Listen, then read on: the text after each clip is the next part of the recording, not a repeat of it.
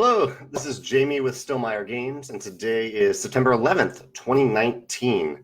That's 18 years after the tragedy that happened in New York. I believe that's 2001, maybe the year 2000. I was in Japan at the time. It was surreal when it happened. I know it's odd that today will always be linked to that day, but I guess that's what happens with terrible things in history.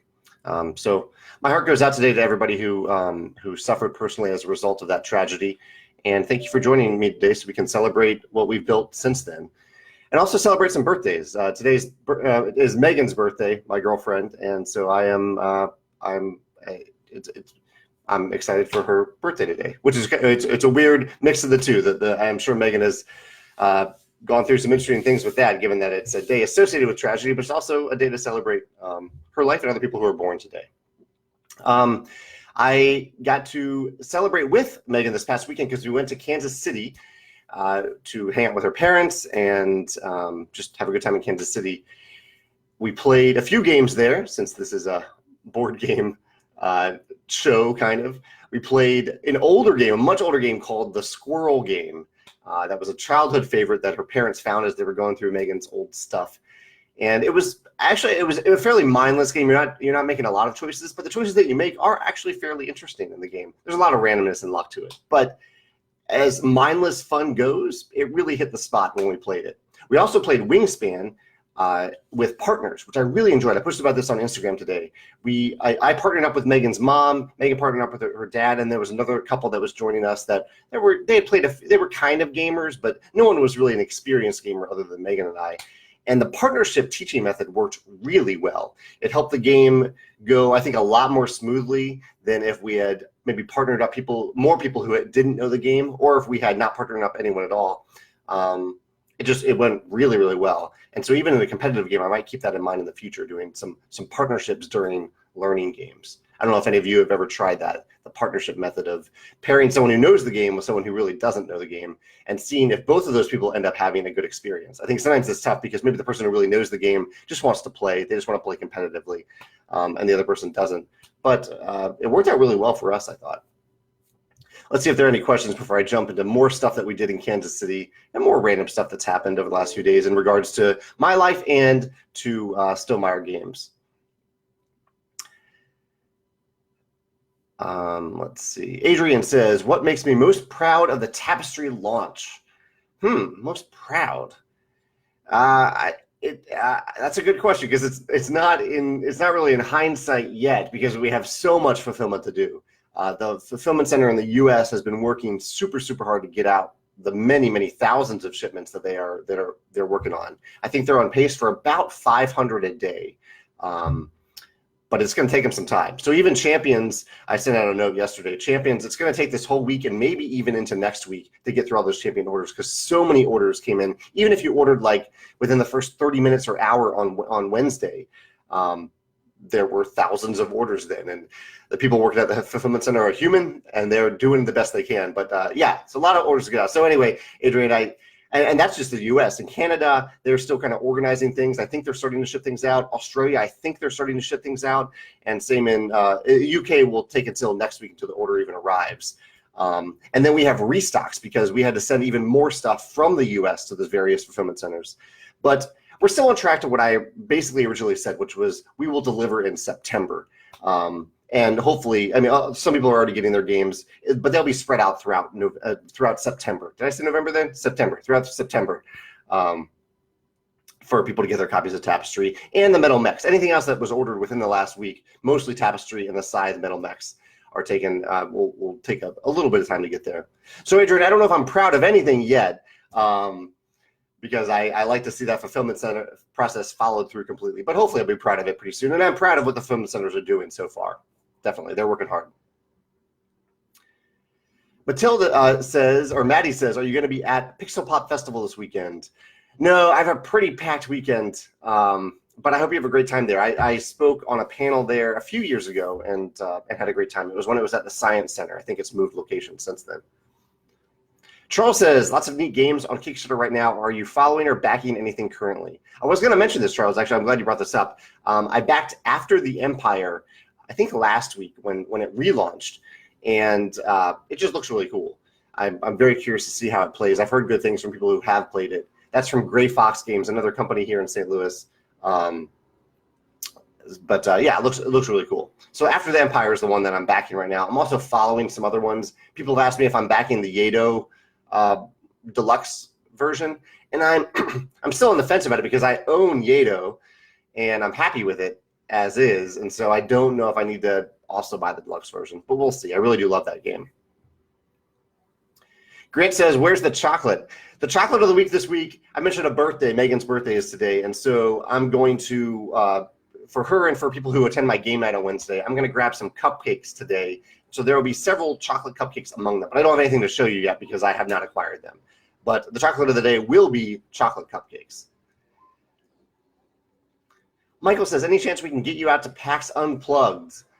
There's always a chance, but I mean, not this year. Like, unless you kidnap me, I think I won't be going this year. Just have a very, very busy fall coming up. And I don't attend many conventions in general. But I've heard great things, and I hope you have a great time there, Michael. So let's see. Before I get to Steven's question here, let me see if there's anything fun I should cover. A few other things about Kansas City. We played mini golf, which I hadn't played in a long time, but had a lot of fun doing it. I was terrible on the front nine, and then I got a lot better on the back nine. I don't know what was going on in the front nine. Yeah, I actually don't even know what was going on in the back nine. But I had a lot of fun doing it. And we ate one of the best meals I've ever had, Megan and I, with another couple that is from Kansas City that invited us at a restaurant called Corvino. If you check out my Instagram and even my personal blog, you can see photos from that. I'd highly, highly recommend it. If you ever go to Kansas City, check out Corvino. Lots of small plates that you share with people at the table, so you get to try a lot of different things. But they're small, substantial plates. Like, we were very full at the end of the meal. Not overly full because we took our time, but the food was so good, and the company was really good too. I guess one other random food-related thing, Megan loves going to QT whenever she goes to Kansas City. QT, if you're not from the U.S., is a quick trip. It's essentially a nice gas station, but they have lots of treats and fun things inside. And so I'm curious, if you ever stop at QT when you're driving around the U.S., what do you get there? What is your favorite thing to get at QT? Which I know is an odd question, but it's actually just a really nice gas station, which I didn't realize. I kind of lumped it in with all the other gas stations, which maybe aren't as nice. But QT is actually a really nice gas station. Okay, Steven's question was that he found Dinosaur Island and Clank in Space in the 50% off bin at Barnes & Noble a couple days ago, and that's where my birthday money went. How did I do in your opinion? I've played both of those games once, Steven, and I enjoyed certain aspects about both of them, maybe not enough to return to them. I personally love the original Clank so much that Clank in Space wasn't needed for me. But Clank in Space is, I think, a very good game, and Dinosaur Island is also a very good game. So hopefully they, especially if, Steven, I think you like Stonemaier games. Those aren't Stonemaier games, but they definitely follow a number of the elements of our games in terms of Euro elements with mixed really well with theme. I think those games do a really good job at that. Jose says, do I play TTRPGs? I think that's tabletop role-playing games. If I do, which one? I don't, as you can tell from me barely knowing the acronym, I don't really play any role-playing games. But I hope to someday. It just hasn't been something that I prioritized because I love tabletop games so much. Jimmer says, anything on the horizon in the Between Two Castles world? We're not working on anything right now for it. We're still hoping to sell out of the original print run. It's one of those weird games that we thought was going to do a lot better than it did. And so hopefully someday we'll sell out of that first print run, and that will justify us to maybe explore some other avenues with the game. Florian says, is there a game that has to be played with teams of two, like I described in my Wingspan game? Sounds kind of interesting. Well, Florian, I should clarify, we were more like partners in the game. It wasn't a team game. We were just three different partners playing the game. There are games that require partners to play, like or partners or teams to play. But I would say for the most part, whenever there are certain cooperative games that I've played and that I still play, that if we just have too many players, that's fine. I just partner up with somebody. I'm happy to do that. We did that. In fact, we did that quite a bit with Time Stories. Time Stories is technically a 4-player game, but we played 5 and even sometimes 6 by partnering up with each other, and I still had a great time doing that. Gerald says, does a fulfillment center handle transporting the games from the seaport to their center, or do I have to arrange that? I arrange that. I don't ask the fulfillment center to do that. I ask the freight shipping company to do that. They usually handle it. I forget the term. Maybe it's X-Works that they handle it from the manufacturer all the way to the fulfillment center. It's basically door-to-door delivery from manufacturer to fulfillment center. And the freight shipping company handles that. I played, what are the other games that I played? I played Point Salad for the first time the other day, and actually really enjoyed it. It jumped out at me as a really, really good filler game that I look forward to playing again. Lots of interesting interactions in it, more interactions than I thought in a game called Point Salad. Euro themed, but lots of good interactions. I didn't do a Sunday sit down video this week. I'm sorry about that. I think I kept that like broke a streak of a number of weeks, maybe 75 weeks of doing it continuously. But I was in Kansas City with my laptop, and I didn't have anything to show. I didn't have my printer. I didn't have the games that I wanted to show. So I decided just to not do it and put it off till next week. I guess I could have just done a sit down where I just chatted about something for a few minutes. Maybe I'll do that next time when I run into that situation. But sorry about that. No Sunday sit down. But my video yesterday was on the squirrel game. And I think my favorite, let's see what my game mechanism will be tomorrow. Probably Point Salad, actually. I'll probably talk about Point Salad. Courtney says, I'm curious about this new game based on the Zelda Breath of the Wild game. So, Courtney, you mentioned a code name there. I actually don't reveal what the code names mean yet. That's a good guess, but I definitely am not connecting my Breath of the Wild inspired game with that code name officially or anything like that. But yeah, I am working on a cooperative exploration game based on an open world game based on Breath of the Wild. It's Zelda Breath of the Wild, but it's not based on Zelda itself. It's based on the open world aspects of Breath of the Wild and the fact that you can start the game and pretty much go in any direction that you want. That's the idea behind the open world game that I'm working on. Still has a long way to go. Very long way to go. Definitely not a 2020 release at this point, but hopefully a 2021 release. Chris says, what have been the games that you and Megan have been enjoying playing the most together? How is Biddy doing this week? The games, thank you, Chris, about asking about Biddy. Both my cats are on the floor down here enjoying the sun. Biddy is doing actually really well. Thank you for asking about that. It's doing really, really well. Megan and I, what games have we played? I think we've enjoyed pretty much all the games that we played together recently. We played Raw. No, did we play? Yeah, we played Raw together. We played Hedera. Most recently we played Wingspan and the Squirrel game, both of which were enjoyable. We played Rajas the Ganges at a kind of a date night, just the two of us, a week or so ago. There's some other games that we played. Those are the ones that I'm thinking of right now. But that's my answer. Jacques says, do I have any house rules or rituals that you have to liven up a board game without changing the game rules? For example, whenever my friends and I play Scythe and a combat happens, we play the final countdown. That's fun. I like that. I like that tradition.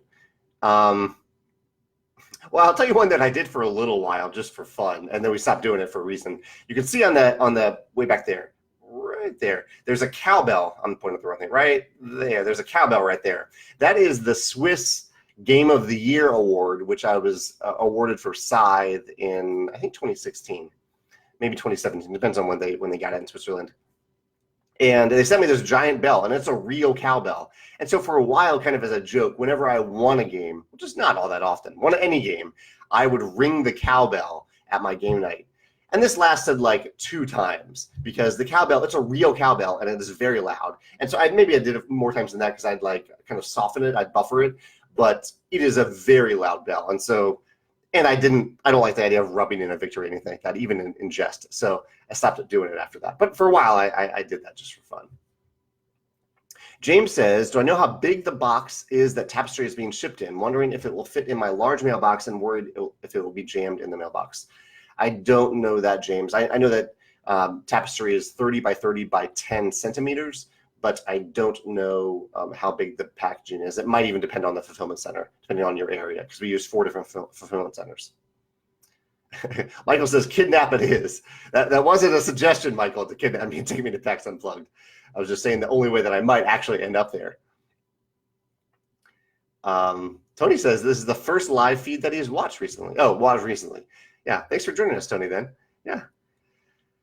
Let's see if I have any other random topics. I went to the dentist yesterday. Can't say I love going to the dentist, but it is nice to go. I floss daily, so I have pretty good dental hygiene. I can still gotten a handful, 3 cavities, 4 cavities over the years, but otherwise I have pretty good dental hygiene. So usually going to the dentist is just feels good cleaning, no worries to come of it, and that's what happened yesterday. Good dental visit. What else? Oh, I wrote a big blog entry the other day about Tapestry called "Damned If You Do, Damned If You Don't." It's one of the most read blog entries really ever on my blog. A lot of people were very interested in that topic, where I talked about the idea of, is it better to use the wingspan method, where I just announce a pre-order date range and sell as many copies as possible during that range for those who want it, and then cut it off and sell the rest to distributors, and versus the Tapestry method, which was I announced a 4-day pre-order, and I was planning on cutting it off after that, and I thought the quantities that I had would last until then, but I also had a pre-allocated quantity for direct orders versus distribution orders, and we ended up selling out of that quantity within 32 hours. 32 hours. It was very fast, much faster than I thought. And I think this was frustrating for some people, understandably so, because they showed up on the 33rd hour, the 48th hour, or even after that, and they didn't have Tapestry anymore. They thought they were going to be able to get to it, and it wasn't there. So I felt like a lose-lose situation, even though it's also very much a win-win situation for me and anyone who bought those copies early, and especially for Tapestry, also a win-win situation for the distributors and retailers who got a very, I think, generous and sizable quantity of the games. But yeah, it was kind of a tough situation. So I posted a poll about this, asking people if they preferred the wingspan method. Specifically, I think the people who answered it were mostly direct order customers, but there might have been some retailers and distributors mixed in there. But I asked if they preferred the wingspan method or the Tapestry method, and 65% of people preferred the wingspan method. So a majority, but also not a super majority in terms of what I like to see in those polls. I would have liked to see something like 80-20 to really make a decision about it. So I don't know what I'm going to do next time, but we'll see. It was good feedback at the very least in the poll and in the comments. Okay, Dennis says, what's my opinion on hidden trader social deduction games, and will we ever see a Stonemaier game designed by me in this genre? If you look at Euphoria has slight influences by that genre. Not really to the level that you're talking about, but it has a little bit of that. I think it's possible someday that we'll see something like that. I do enjoy games in that genre. I've played so many games of Avalon over the years. I enjoy Fake Artist Goes to New York, Coup. What else? Celestia has a little bit of that. I think auction games kind of slip into that genre a little bit. So yeah, I enjoy games in that genre, and it's possible that we'll publish one someday.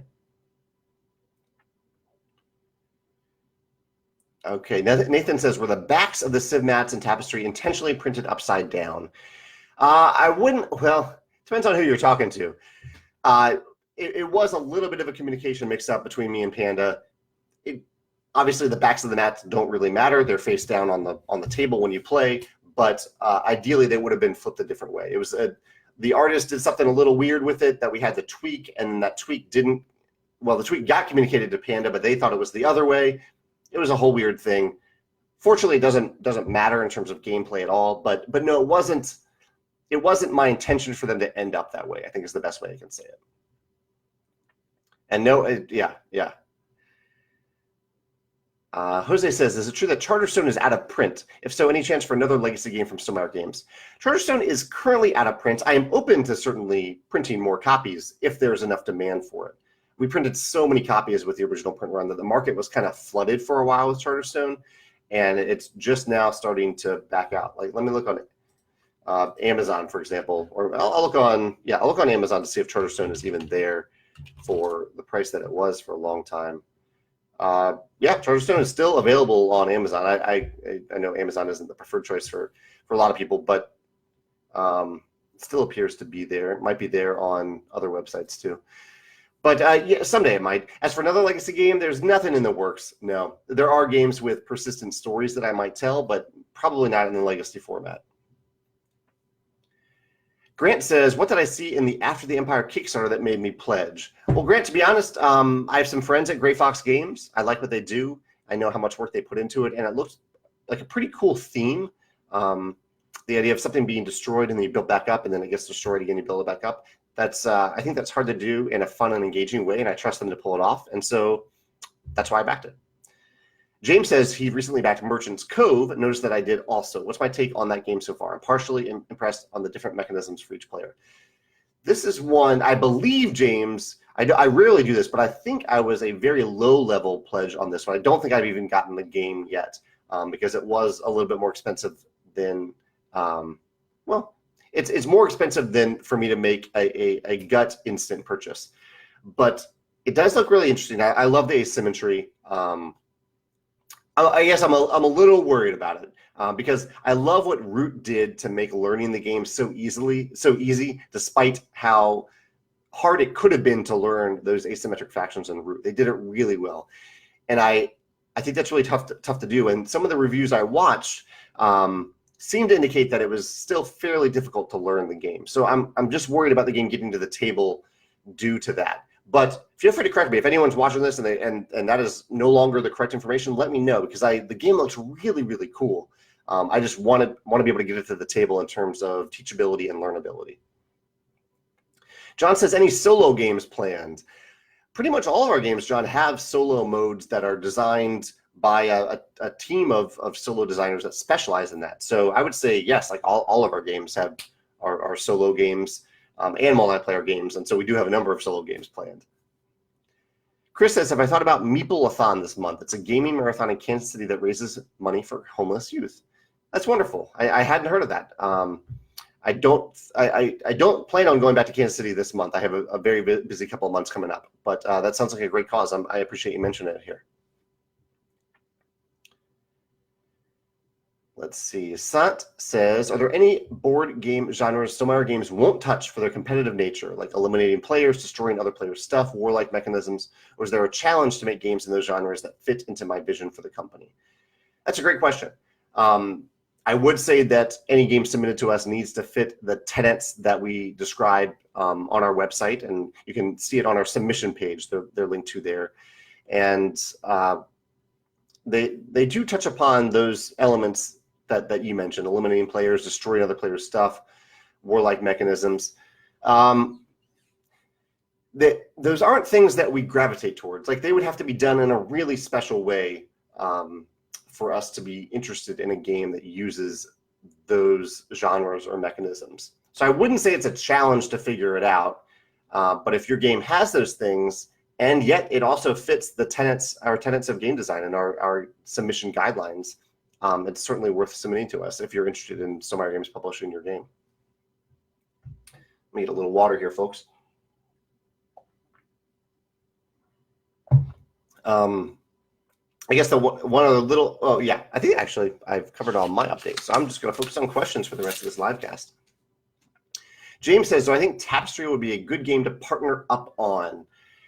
I do. I think if you had someone who knows how to play Tapestry and someone who has no idea how to play Tapestry, I think that would be, for a learning game, to help that player learn, I think that would work. Honestly, I think it would work for most games that don't have hidden information. Tapestry, there's the slightest little bit of hidden information, but it's very slight. And so for the most part, I think any game without hidden information can work really well. And even some games with hidden information, as long as it's just a little bit, can work well for that partnership teaching and learning method. George says, have I ever played Nations? Yes, I have played Nations. I played Nations Dice more, and I played Nations, I think, twice.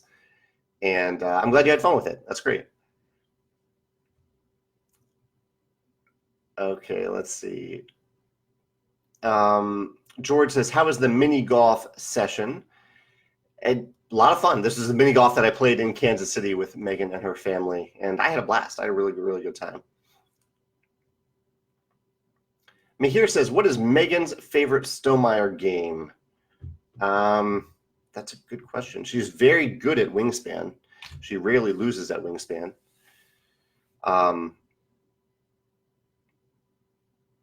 just did something weird. I think I accidentally clicked the Evernote screensaver. Anyway, so she's very good at Wingspan. That might be her favorite. I think she also really enjoys Between Two Castles. David says, with the end of new Scythe content and accessories, how do you plan to continue to keep the game visible within the current game market, where games are quickly forgotten and overshadowed by the cult of the new?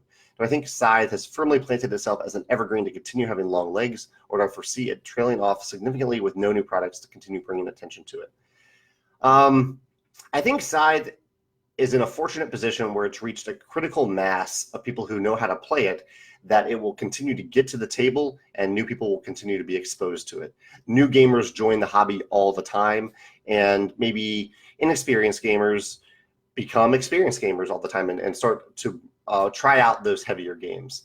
So I'm confident with Scythe's body of work and our reprint process and our engagement in the Scythe community on Facebook and Board Game Geek and elsewhere, that that it will continue to be an evergreen product for quite some time.